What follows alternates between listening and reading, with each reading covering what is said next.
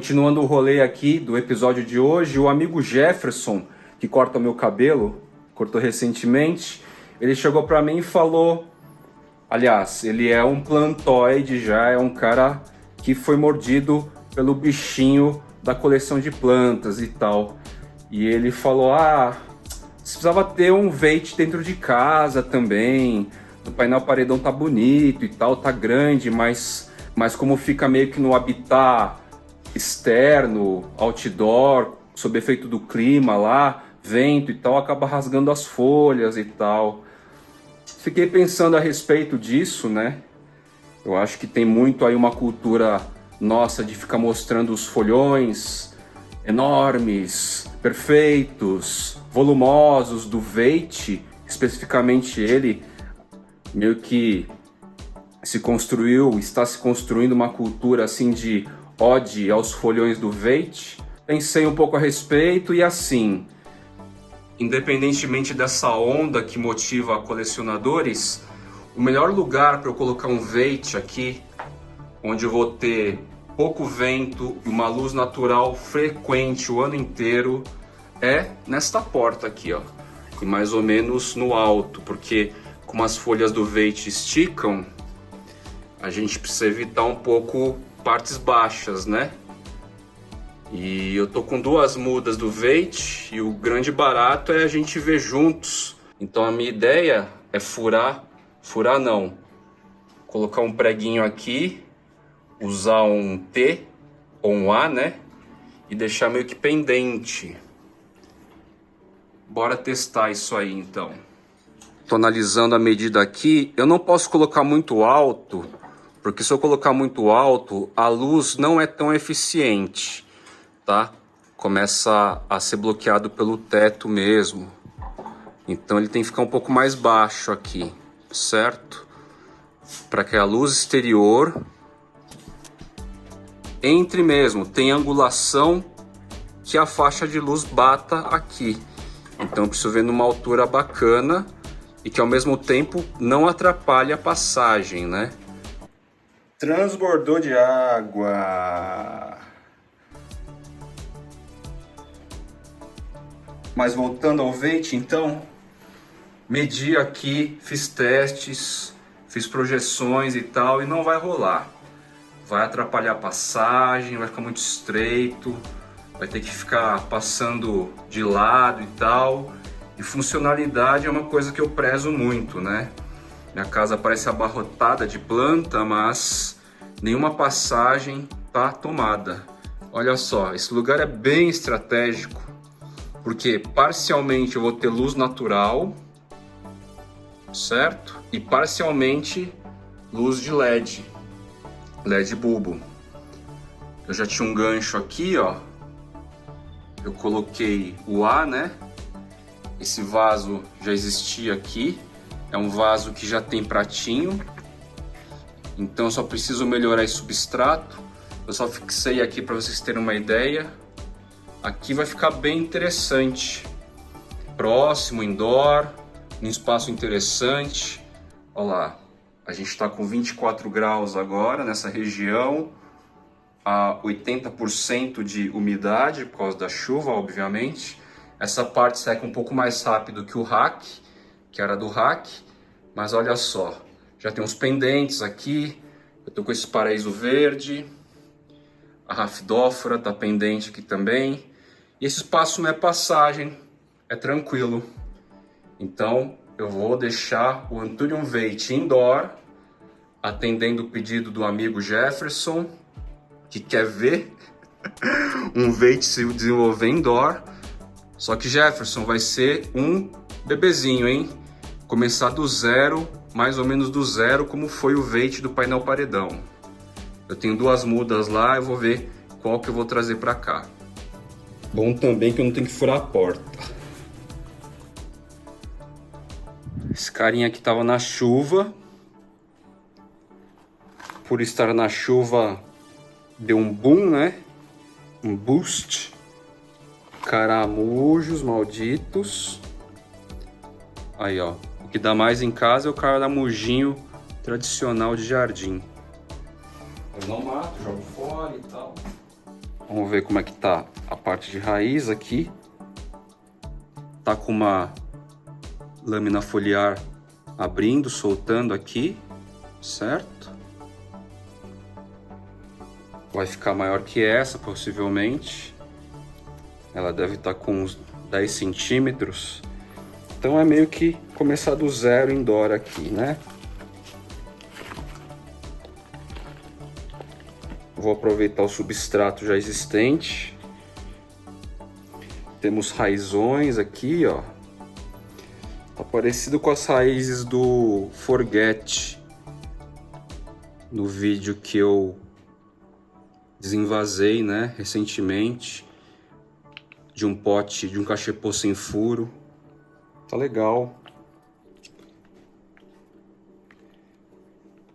É um veite de semente, né? Vou manter esse torrãozinho de chips de coco, no caso. Vou também reaproveitar um pouco dos chips de coco, pra falar a verdade. Eu gosto dessa matéria aqui, no sentido da aeração do substrato, né? Tá com umas varetinhas de madeira aqui, que é de incenso. Esse vaso aqui servia de incensário também. Vou deixar aqui dentro. Deve ter um pouco de pó de incenso aqui, enfim. Nada que comprometa o cultivo.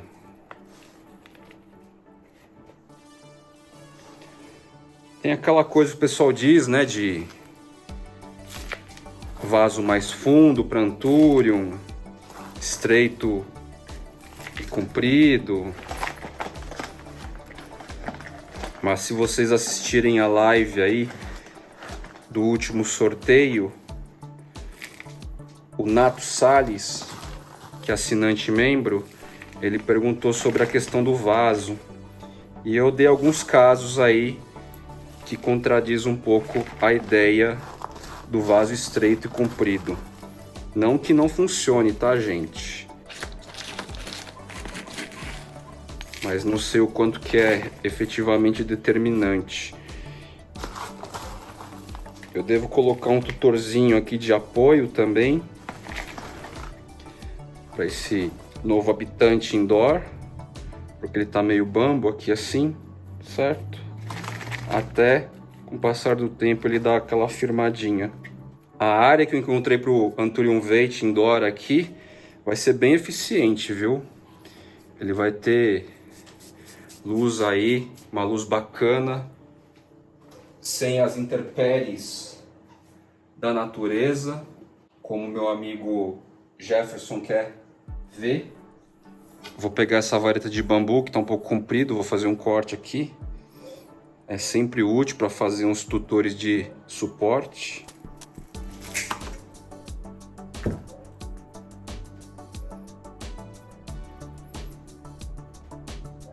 Vou fixá-lo a partir desse pecíolo mais comprido. Inserindo com cuidado aqui para ver se não pega nenhuma raiz e tal, né? Beleza? Vou pegar o araminho lá, que vocês já viram que eu utilizo.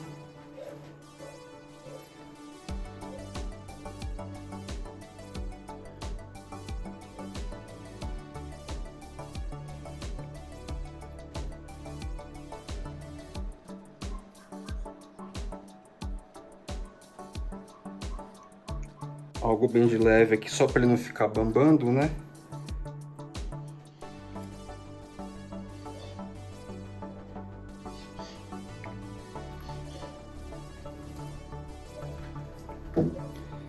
Pronto, agora a gente vai fazer aquela reguinha legal nele. Ele tá um pouquinho sujo aqui. Ser cuidadoso aqui quando a gente lida com essas argolas aqui. Dá um jeito de passar na muda. Sem machucar. Assim, mais ou menos, certo? E aí é até legal pra gente ver se a nova folhinha que tá aqui, ó, ela vai buscar a luz natural à esquerda ou a luz artificial à direita, o que vai ser mais aprazível e atraente para a plantinha.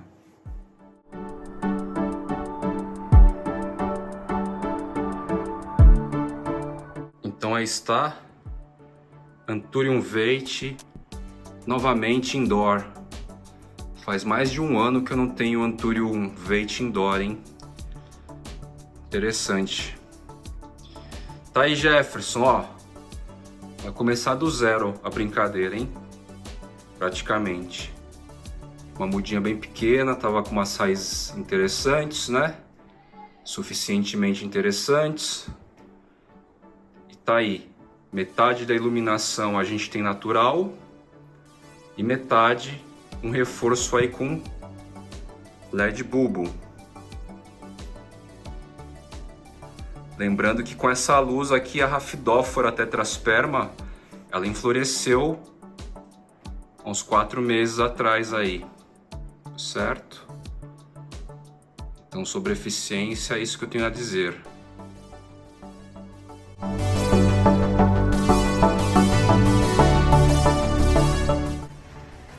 Philodendron cagados, com uma primeira inflorescência aqui. Vale o registro. Bom, nessa parte da cozinha que está mais ou menos a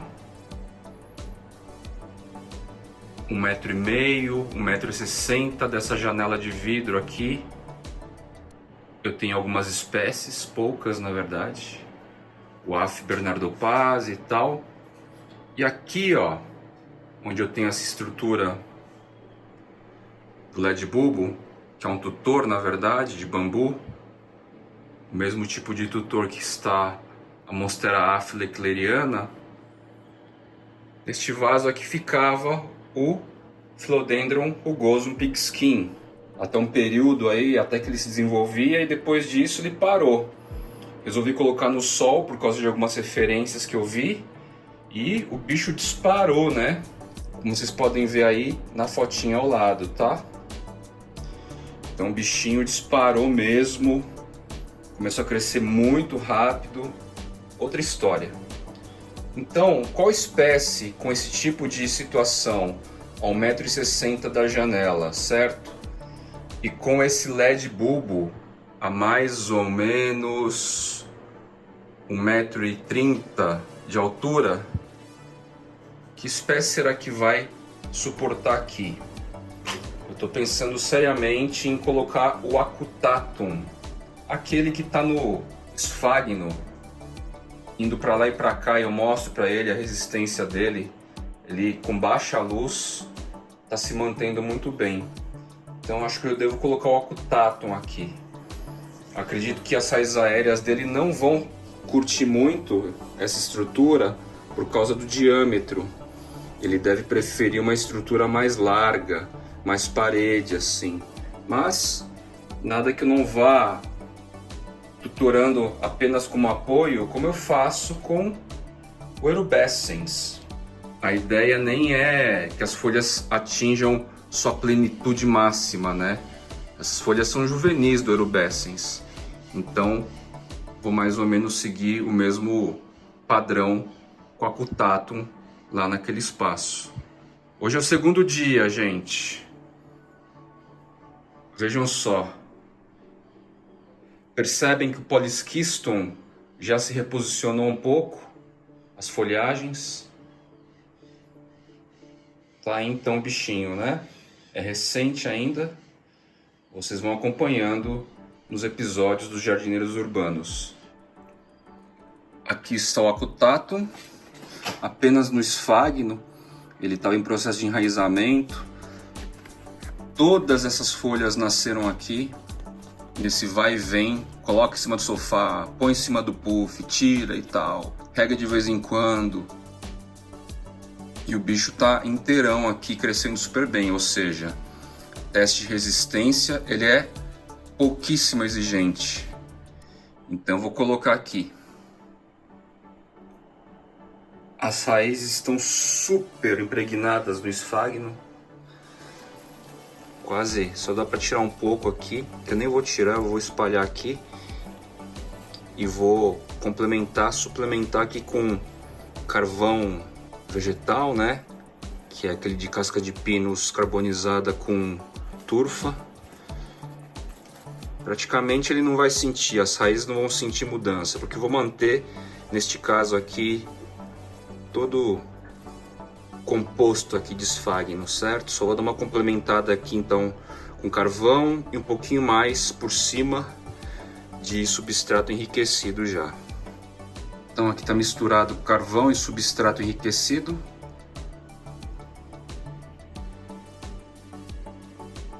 E agora eu só vou despejar.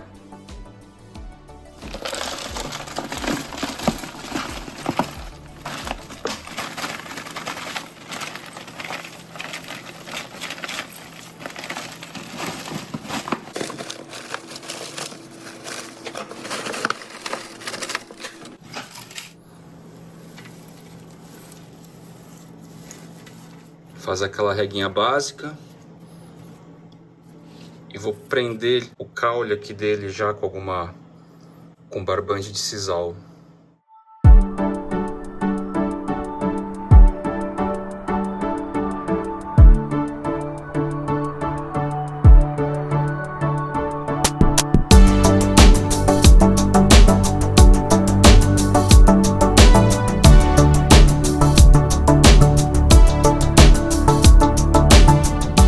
Nesse vaso aqui, até ontem, literalmente, residia um Maioi, Philodendron Maioi.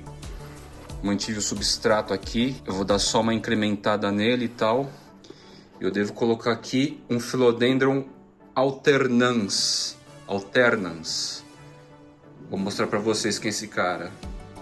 Basicamente ele aqui, popularmente eu acho que é língua de vaca, língua de alguma coisa. Ele fica compridão assim, estreito, esticado, mais ou menos como o Crassinervium. Deve ser da mesma seção do Crassinervium, inclusive. Deve ser da mesma seção do Crassinervium, inclusive, que é Patípera, algo assim. Patípera. Enfim, Philodendron alternans. O Philodendron Maioi veio originalmente nesse vaso, nesse substrato. Eu fui dar uma checada agora nele, tá bem compactado, o fundo estava praticamente argiloso e a superfície tinha insumos legais. Então eu estou complementando aqui e misturando dentro do próprio vaso aqui o que já existia com os elementos novos. A vantagem é que o vaso estava bem raso de substrato, então tá dando para fazer esse processo aqui mesmo. Tô com uma sobra de perlita ainda, vou aproveitar. Como é indoor, vasos indoor tendem a secar mais lentamente, tá? Então perlita aí dá um help no equilíbrio disso. Substrato rústico, devidamente preparado, então, ó lá, já aperta, ó, solta. Tá úmido, tá molhado, ó. Dessa vez eu coloquei o tutor ao centro, porque eu vou fazer uma experiência diferente aqui para vocês, algo diferente. Eu vou colocar dois indivíduos aqui, duas espécies diferentes. Vou mostrar para vocês como que eu faço. O tutor está ao centro, tutor desenvolvido pelo amigo Entre Terra e Água. Ele me enviou no passado e só agora que eu vou utilizar, olha só. O Elegance veio com essas varetinhas de bambu de suporte. Eu guardo tudo isso, viu, gente? É útil para fazer futuramente tutor de apoio para algumas espécies, tá? Eu vou guardando. Como ele veio no tubete, eu vou dar aquela apertada clássica que eu já mostrei para vocês. Alguém me perguntou por que você não usa uma tesoura para cortar? Bom, primeiro que esse plástico é meio grosso, certo? Daria para cortar com uma tesoura de poda e tal. E segundo, porque o tutor é muito estreito. No ato do corte aqui, qualquer instrumento passando pode com certeza pegar na raiz aqui, esmagar, arrebentar. Então o esquema é pressionar mesmo as laterais. E o segundo carinha que eu vou aplicar no vaso, que eu vou condicionar, é esse cara aqui que a priori eu acredito ser uma variação do pedatum. Ele é bem estreito, bem fininho, né? A priori eu estou tratando como uma variação do pedatum. Não posso afirmar 100%. Se for realmente uma variação do pedatum, tá aí mais um exemplar, mais um indivíduo que mostra o quanto o pedatum é uma expressão aí bem evidente da morfogênese em habitat natural, né? Nesse caso aqui, eu vou soltar do montinho de esfagno. Daí, usando a dica do pessoal da Entre Raiz Botânica, tem um vídeo que eles mostram bem essa parte, como que eu vou soltar do esfagno de uma maneira bastante prática, rápida e funcional. Enche um balde com água e vou soltando na própria água assim, sem ficar puxando e tal. Gente, como eu recebo muito planta, eu confesso que às vezes eu deixo no montinho de esfagno original, perto de uma luz artificial e tal, um mês às vezes, talvez mais. E eu só vou regando o montinho de esfagno, né? Mantenho próximo a uma luz média, razoável, e a planta vai se desenvolvendo aqui mesmo. Então talvez fique até um pouco difícil de soltar, usando a técnica sugerida pelo pessoal da Entre Raízes, porque tá tudo cheio de capilaridade. E batata, ó, não tá soltando. Então, vou tirar só o excesso que soltar aqui, sem ficar exagerando demais, e vou plantar direto, como eu fiz agora há pouco com a Acutatum, tá? Eu tenho dezenas de casos com esse tipo de aplicação, com esfagno misturado no substrato. Já são anos aí e nada acontece de negativo e tal. E realmente, ó, como essa planta tá no montinho de esfagno, sendo cultivado aqui sob luz artificial, milhares de raízes com capilaridade já se fixaram aqui. Não dá nem para ver direito, mas não solta. Aqui talvez dê para ver melhor, ó. Uma raiz principal aqui e várias raízes secundárias, terciárias, sei lá. Então, não vou forçar demais. Se fosse um montinho de esfagno recém-chegado, provavelmente as raízes iam ficar nuas aqui. Todo esfagno ia soltar. Estão aí as duas espécies condicionadas juntas. O Elegans está desse lado aqui e deste lado está a potencial variação de pedato, tá? Plantar em vaso junto, quais são as questões? Cedo ou tarde, mesmo o indivíduo num único vaso, você vai ter que fazer a troca, né? Porque ele vai crescer e tudo mais, a não ser que você tenha como matriz e fique picotando frequentemente, certo? Caso contrário, o que é mais importante é você aplicar duas espécies cuja velocidade de crescimento seja relativamente semelhante, para elas crescerem proporcionais. Se você coloca uma espécie que se desenvolve muito rápido e outra que desenvolve lento ou mediamente lento, você vai ter invasão de uma em detrimento à outra, né? As raízes vão crescer mais rápido, o indivíduo em si vai tomar mais espaço do vaso e tal, e aí você tem meio que um desequilíbrio assim. Eu não sei muito bem da velocidade do alternance, é a primeira vez que eu tenho, mas eu tenho a referência do pedato, que é uma velocidade de desenvolvimento do médio para o rápido, assim. Então, eu vou checando aqui como que vai acontecendo e a gente vai acompanhando junto, certo? Agora a gente vai para a rega em abundância. Bom, tá aí. Na área onde existia outrora o Maioi, A luz aqui é predominantemente natural, filtrada, que vem aqui da estufa, certo? Com o sombrite, com a influência do sombrite. Mais ou menos onde se posiciona o Veit, o Baby aqui indoor. A diferença é que o Veit toma uma luz legal da lâmpada LED, né?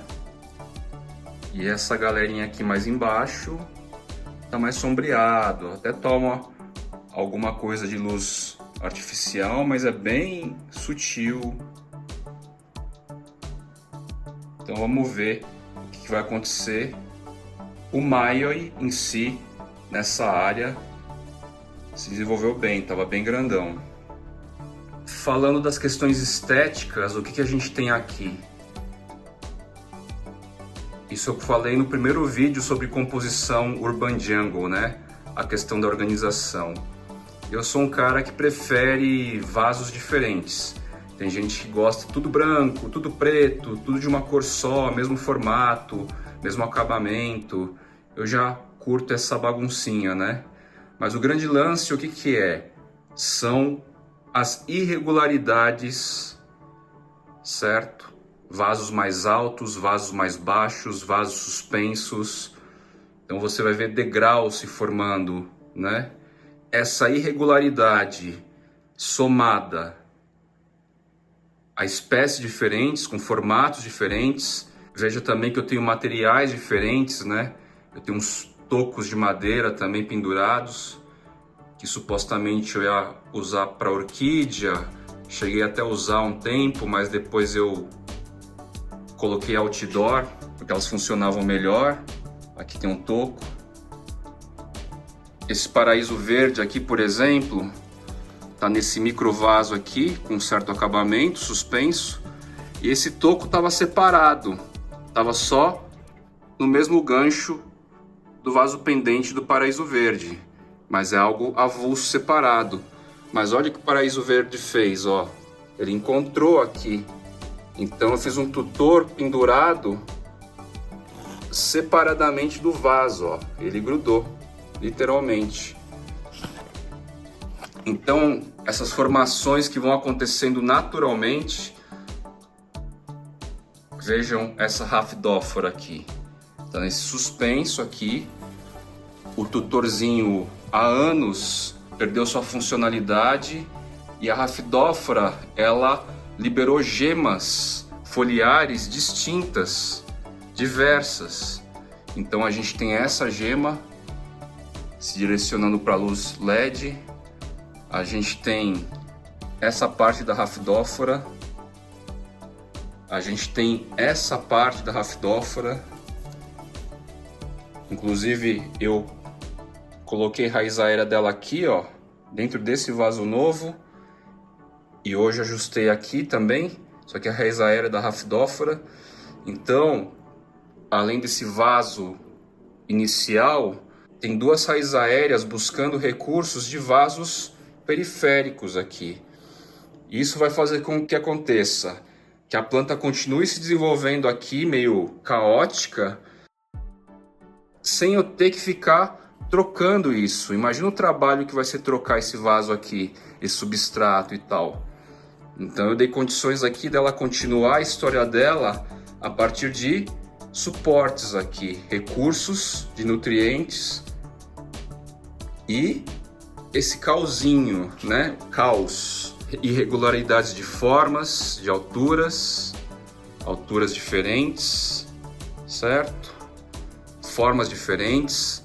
Quem gosta de compor vaso tudo igual, podia ser branco, tudo branquinho, com o mesmo formato, né? No meu caso aqui eu fiz uma baguncinha. E aqui ainda tem um vaso vazio.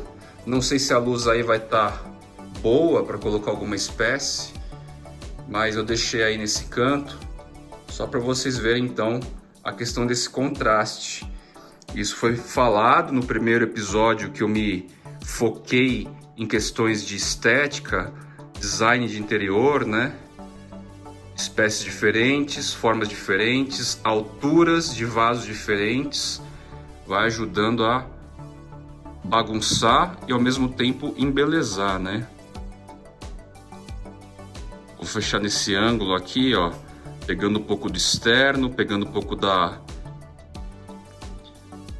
do belo Chrysophyllum imperiale. Tem o Mummy Silver Cloud, né? Um pedaço aí de um Anthurium magnificum.